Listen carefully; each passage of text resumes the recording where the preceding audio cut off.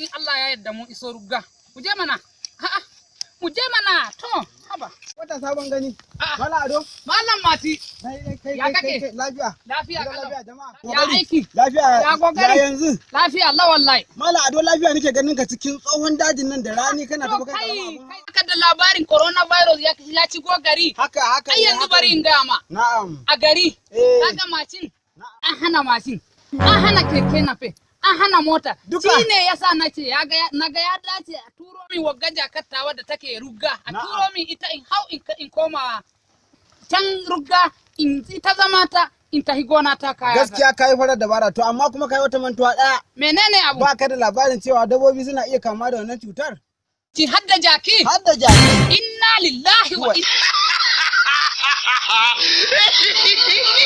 yanzu don Allah tunda abun haka yake yanzu menene mafita? Mafita kawai shine mu kama Allah.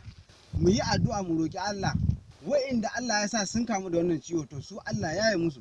Mu kuma muna roƙon Allah ya kare mu. Mu da bamu da ci ba. Mu da bamu da shi. To haka ne. Amin ya rabbil alamin don darajar manzon Allah. Allah sallallahu alaihi wasallama. To Allah ya taimake mu. To amin To yanzu Mala Ado gashi ka riga ka kamo hanya ka shigo cikin wannan dogon daji.